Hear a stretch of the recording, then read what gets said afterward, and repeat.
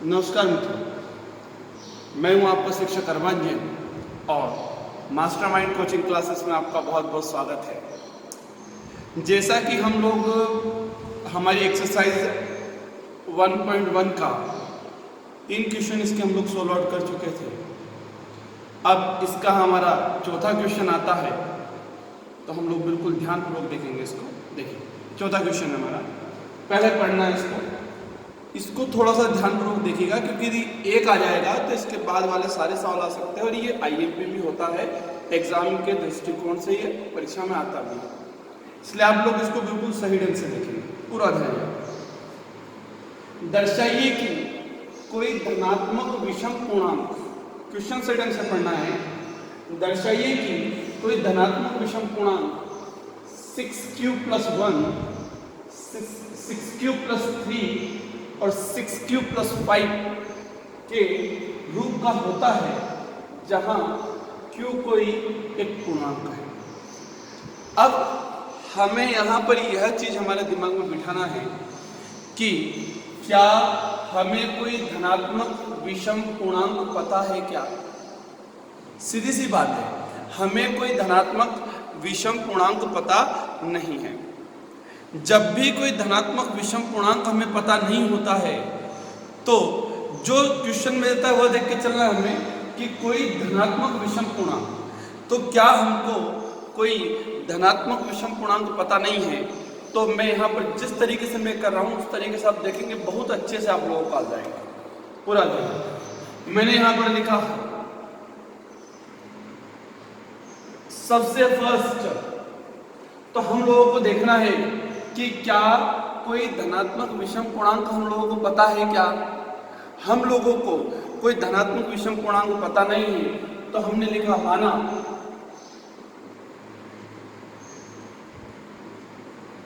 कोई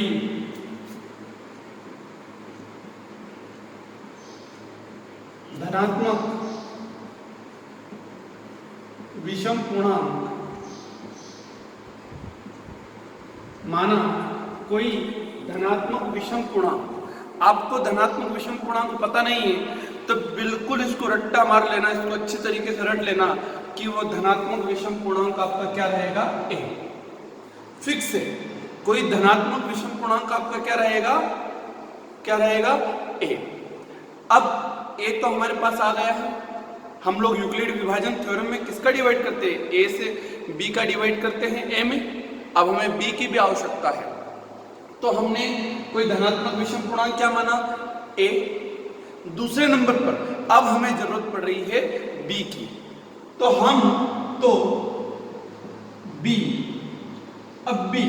अब दिमाग में आता है कि बी किसको मानेंगे? धनात्मक विषम पूर्णांक ए मानने के बाद बी किसको मानेंगे? तो यहाँ क्वेश्चन में आइए, क्वेश्चन में क्या दे रखा है? 6q + 1, 6q + 3, 6q + 5। यहां पर ये आपका वही हमारा BQ + R वाली यूक्लिड वाली बन रही है, तो यहां पर Q की वैल्यू तो Q रहेगी, ये B की वैल्यू क्या रहेगी? 6। यहां पर B की वैल्यू क्या रहेगी? 6। मतलब कहने का सीधा सा तात्पर्य है कि जो आपको यहां पर दे और आगे की जो डिजिट रहे वही क्या होगा? आपका B। तो यहां पर B की वैल्यू क्या मानेंगे आप? 6। क्या मानेंगे? 6। सिंपल सा फंडा है। यहां पर B को क्या मानेंगे आप? B को क्या मानेंगे? 6। अगर मान लीजिए मैं यहां पे सॉल्व चेंज कर देता हूं और मैं लिख देता हूं 7q + 1, 7q + 4, 7q+, तो सीधी सी बात है, कोई धनात्मक विषम पूर्णांक को आप क्या मानेंगे? ए। लेकिन B की वैल्यू क्या मानेंगे? 7। इसके अकॉर्डिंग 7 मानेंगे। हमारा क्वेश्चन में 6 है, तो यहां पर सिंपल सा फंडा है, तो इसको हमने 2 स्टेप में करा, ये बहुत इजी हो जाएगा। अब यहां से तो हमने माना कि कोई धनात्मक विषम पूर्णांक क्या है? ए। बी की वैल्यू इसको देख के मानेंगे, बी की वैल्यू कितनी है आपकी? 6। अब आप सबने यूक्लिड विभाजन एल्गोरिथम थ्योरम को पढ़ा है और हम लोगों ने अच्छे से देखा भी है। तो देखिए, अब यूक्लिड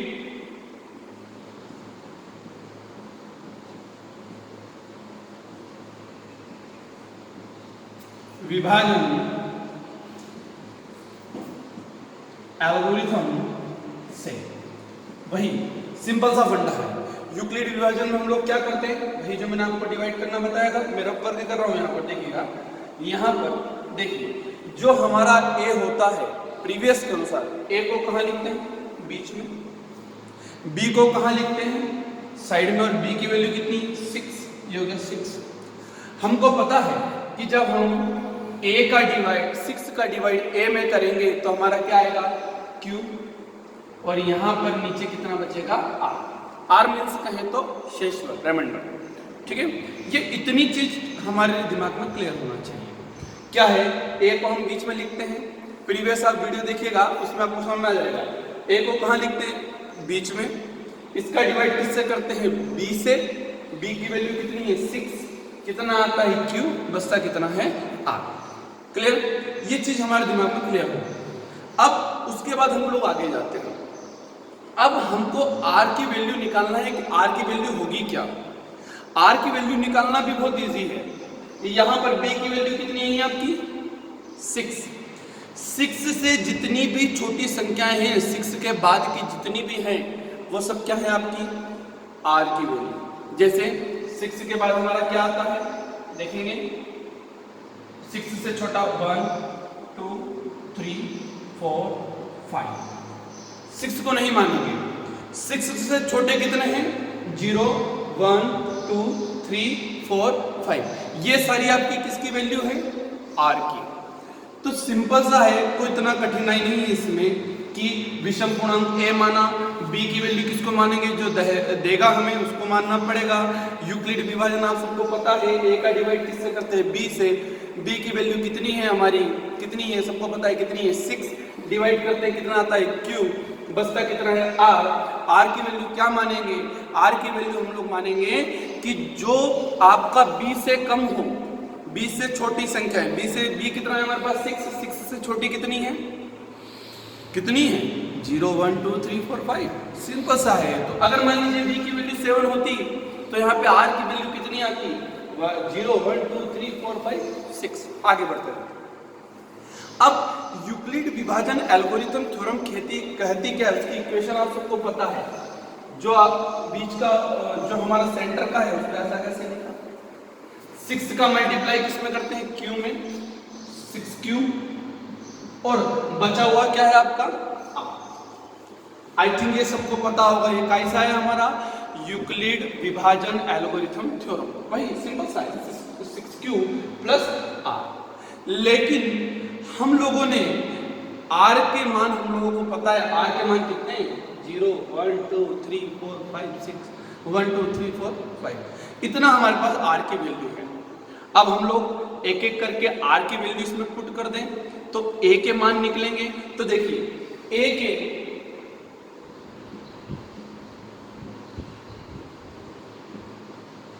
संभव मान सब पता है, ए के संभव मान, एक बार आर का मान कितना है 0, तो ए का संभव मान कितना निकलेगा, क्यों, सिंपल सी बात है, आर की जगह मैंने कितना रखा 0, तो कुछ भी नहीं बचा। फिर आर की वैल्यू कितनी है 1, तो यहां पर कितना निकला 6q प्लस 1। आर की वैल्यू कितनी है 2, तो क्या निकला 6q प्लस 2। ऐसे ही आर की वैल्यू कितनी है 3, 6q प्लस 3। आर की वैल्यू कितनी है 6q प्लस 4, और आर की वैल्यू कितनी है 6q प्लस 5। हमारे पास ए के संभव मान कितने आए हैं, हम सबको पता है ए के संभव मान कितने आए हैं 6q plus 1, 6q plus 2, 6q plus 3, 6q plus 4 और 6q प्लस 5। लेकिन क्वेश्चन में देखिए, क्वेश्चन में कहा क्या है उस टाइम से, उसने हमसे क्वेश्चन में कहा है धनात्मक विषम पूर्णांक। अरे भैया विषम देखना है। अब विषम क्या होती है आप सबको पता है, विषम आप सबको पता है 1 3 5 7 9 11 30, ये सब क्या है हमारी विषम है। 0 सम है या विषम है, तो सिंपल सा मानेंगे 0 हमारा सम में आता है। 0 को कभी भी हम लोग विषम में नहीं मानते। 0 हमारा सम है, तो हमारी विषम पूर्णांक क्या होगी, तो हमारी विषम पूर्णांक होगी, हमारी यहाँ पर विषम पूर्णांक होगी 1 दिख रहा है आपको, 1 3 और 5। तो हम लोग यहाँ पर एक लाइन लिखेंगे, जो मैं बोल रहा हूँ आप लोगों को लिखना है अच्छे से, क्योंकि यहाँ पर है नहीं। हम लिखेंगे यहाँ पर कि a एक विषम पूर्णांक है। हमने क्या लिखा? a एक धनात्मक विषम पूर्णांक है। यहाँ चलो मैं लिख देता हूँ, देखो हम यहाँ लिखेंगे कि a एक धनात्मक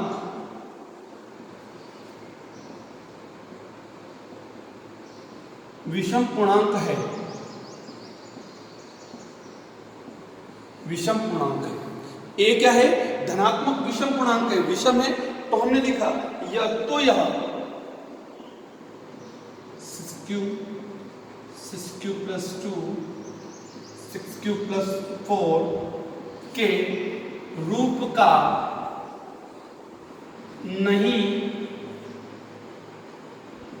हो सकता है।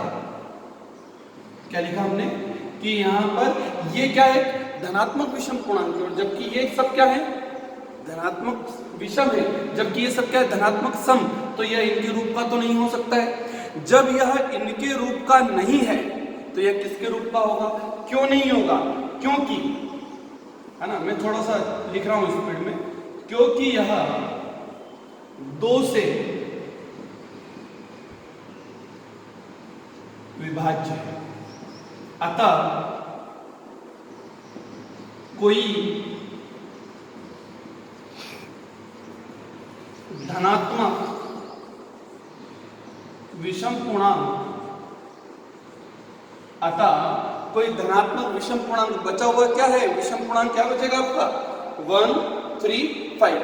अतः धनात्मक विषम पूर्णांक 6q प्लस 1 6q प्लस 3 और 6q प्लस 5 के रूप का होगा।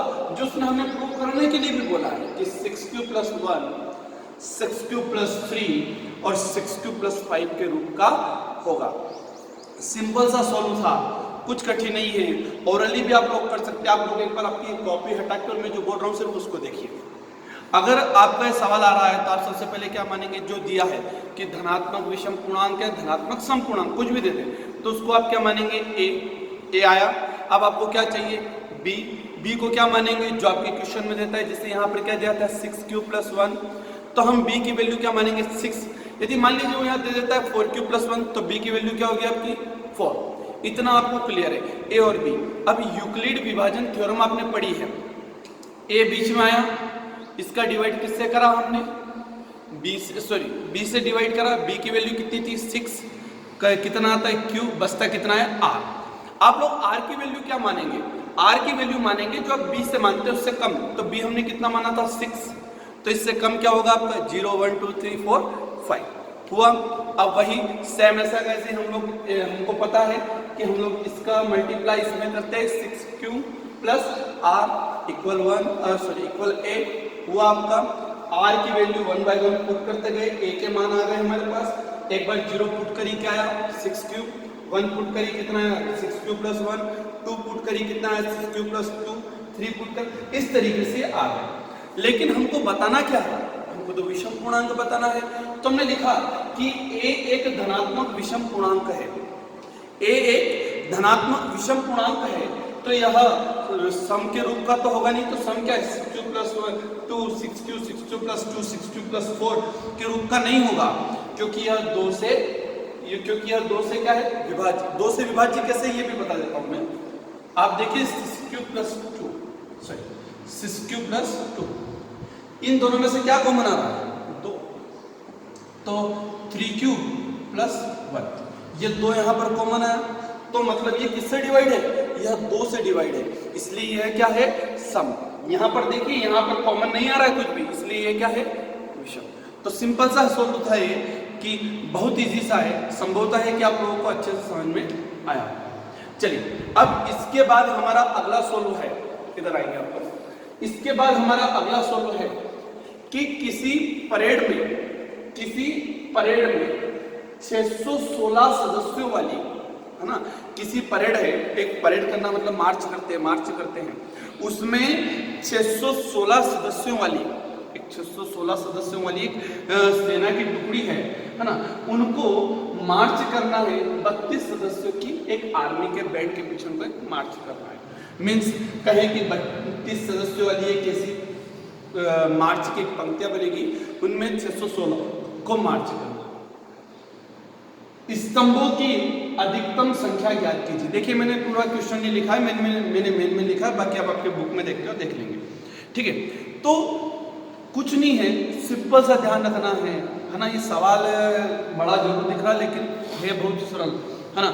जब भी कोई बड़ा दिखता है तो बड़े को देख के घबराना नहीं। वो एक बोलते हैं ना कि मोटे को देख के डरना नहीं, पतले को देख के लड़ना नहीं। तो ये वाला यही है कि यहाँ पर होता क्या है कि यहाँ पर बड़े को देख के बिल्कुल नहीं घबराना है। सवाल बहुत ईजी है, जिस तरीके से मैं बता रहा हूँ उस तरीके से आप लोग अच्छे से समझेंगे। तो ये मैं पूरे विश्वास के साथ कह रहा हूँ कि आप लोगों को ये यहीं पर दिमाग में बैठ जाएगा। लेकिन जो वर्ड इन सवालों में आप लोगों को याद रखना है वो मैं बता रहा हूँ क्या आपको याद करना है। एक तो फर्स्ट ऑफ डेट आपको 616 याद रखना है, सेकंड ऑफ डेट आपको 32 याद रखना है, और थर्ड नंबर पे यदि आपको याद करना है तो अधिकतम संख्या, मैक्सिमम नंबर्स। मैक्सिमम नंबर्स मतलब अधिकतम, हाईएस्ट, सबसे ज्यादा निकालना है, मतलब अधिकतम निकालना है। मतलब अधिकतम मतलब क्या होता है? मैक्सिमम। मैक्सिमम मतलब हाईएस्ट, हाईएस्ट मतलब एलसीएम या एचसीएफ। तो सिंपल सी बात है, हाईएस्ट के लिए क्या आता है? HCF, highest common factor. क्या होता है? Highest common factor. ये हमको फाइंड करना है, सीधा सा सिंपल सा है। अधिकतम बोला ना, अधिकतम मतलब मैक्सिमम। परीक्षा में बिल्कुल भी कंफ्यूज नहीं होना है। परीक्षा में आपको क्या दिया है? अधिकतम संख्या, अधिकतम मतलब मैक्सिमम, मैक्सिमम मतलब एचसीएफ। कुछ नहीं करना है, मैं बहुत इजीली वे में बता रहा हूं ताकि आप लोगों को दिमाग में पूरा बैठ जाएगी, है ना। तो देखिए यहां पर हमको, देखिए क्या करना है, मैं यहां पर हल लिख रहा हूं। हम लोगों को क्या लिखना है यहां पर? अधिकतम। हमको अधिकतम स्तंभों की संख्या निकालना है। तो हमने लिखा अधिकतम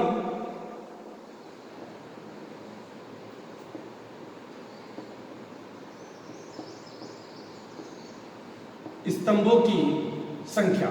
अधिकतम स्तंभों की संख्या मतलब अधिकतम, मैंने अभी बोला अधिकतम मतलब एचसीएफ या एलसीएम। दिमाग लगाएं, बोले आप क्या है, एलसीएम या एचसीएफ? तो सीधी सी बात है, क्या निकालना है? एचसीएफ। तो अधिकतम स्तंभों की संख्या मतलब एचसीएफ, और किसका निकालना है? 616 और 32 का। हमको 616 और 32 का क्या निकालना है? हमको एचसीएफ। अब आप सबको एचसीएफ निकालना मैंने फर्स्ट में ही बताए थे। एचसीएफ निकालने का तरीका यूक्लिड विभाजन एल्गोरिथम से क्या रहेगा? सबसे पहले देखना है कि यहाँ इन दोनों में से बड़ा कौन सा है। तो देखिए मैंने लिखा है यहाँ। अब आप लोगों को तो पता होगा कौन सा बड़ा है, कौन सा बड़ा है बताएं? 32 बड़ा है क्या? नहीं, कौन सा बड़ा है? 616। तुमने लिखा 616 मतलब 616 इज ग्रेटर देन 32, मतलब 616 बड़ा है 32 से। सिंपल सा है, 616 बड़ा है किससे? बड़ा है 32 से। और जब हम यूक्लिड विभाजन एल्गोरिथम से सोल्व करते हैं तो जब तक सोल्व करना है, एचसीएफ निकालते हैं यूक्लिड विभाजन से, तो जब तक सोल्व करना है कि जब तक कि क्या ना आ जाए? 0। जब तक कि क्या ना आ जाए? 0। मतलब हम इसको सोल्व करेंगे यूक्लिड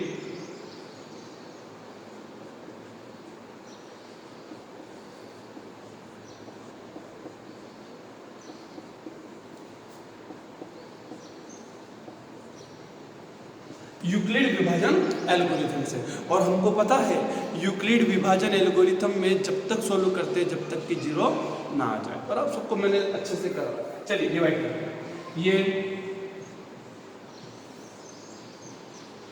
616 जब तक डिवाइड करना है जब तक कि यहाँ पर कितना ना आ जाए। आप लोगों को पता हो कितना ना आ जाए? जब तक कि 0 ना आ जाए। तो मैं 32 का पहाड़ा कब तक बोलूं? मैं 32 का पहाड़ा कब तक बोलूं कि 616 आता है? नहीं, अगर ये नहीं है तो सिंपल सा 32 से कम 32, हाँ, क्योंकि 32 से कम 32 तो 64 होता है, जो 61 से ज़्यादा है। यहाँ पे 32 से कम। चलिए 11 में से 2 गए, कितना बचा? 9। यहाँ पे कितना बचा? 5। 5 में से 3 गए, कितना बचा? 2। ऊपर से होता है 6। 32 का पहाड़ा कब तक बोलूं कि 296 आ जाए? तो आप सबको पता होगा कितने टाइम से बोलूँगा मैं? 8 टाइम है। तो कर लेते ना। देखिए 32 का main 9, 9 to the adding carry 1 है ना, 27 28, क्लियर। कितना 288, 9 टाइम से बोलेंगे तो कितना आएगा 288। यहाँ पे मैं 9 टाइम से बोला कितना है 288, ठीक है। माइनस करें कितना बचेगा, 16 में से ऐड गया कितना बचा 8, सिर्फ 8 ही बचेगा, क्लियर। तो यहाँ पर हमारा फर्स्ट स्टेप पूरी हो गई। रिमाइंडर कितना बचा 8। कब तक सोल्व करना है, जब तक कि 0 ना आ जाए। क्या यहाँ पर 0 आया, क्या नहीं आया, तो यहाँ पर ये हमारी फर्स्ट स्टेप हुई। तो हमने लिखा स्टेप फर्स्ट। स्टेप फर्स्ट को कैसे लिखेंगे हम लोग, पूरा ध्यान यहाँ पर वही लिखने का तरीका। बीच वाला कहाँ आता है, आगे 616, इसका मल्टीप्लाई किसमें करते हैं, इसमें 32 इंटू 19, इसमें क्या ऐड करते हैं रिमाइंडर कितना आपका 8। क्या यहाँ पर r 0 आया क्या, नहीं, हमने लिखा r is not equal to 0। First step हुआ। अब ये सिर्फ आया नहीं आपका, अब फिर सोल्व करना है।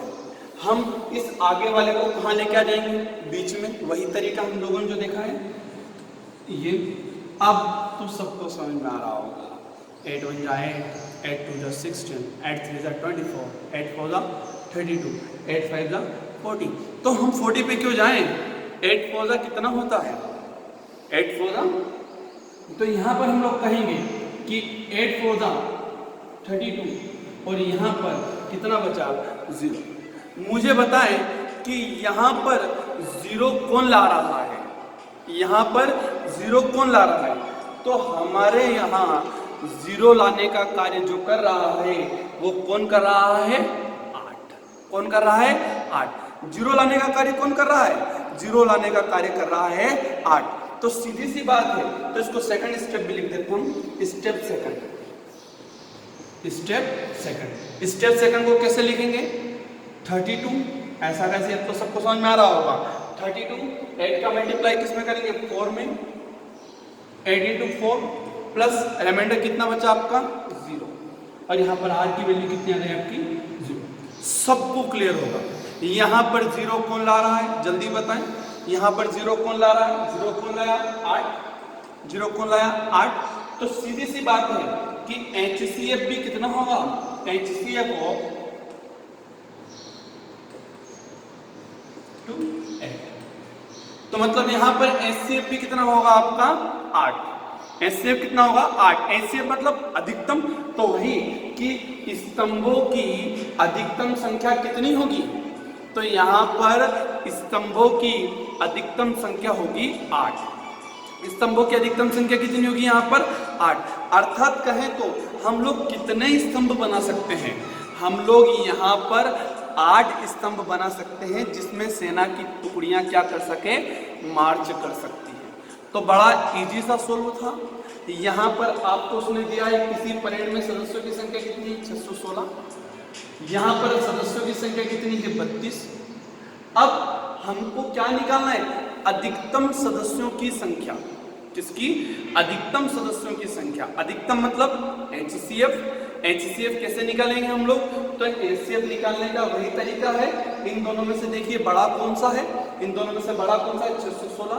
वही यूक्लिड विभाजन आप सबको आती है, डिवाइड करना है, और जब तक डिवाइड करना है जब तक कि 0 ना आ जाए। तो हमने इसको डिवाइड करा, फर्स्ट टाइम तो कितना आया आपका 88, रिमाइंडर कितना है आपका 8। इसको उसी तरीके में लिखा, 616 कहाँ लिखा हमने, आगे 32 का गुणा किसमें करा हमने 19 में, और जोड़ा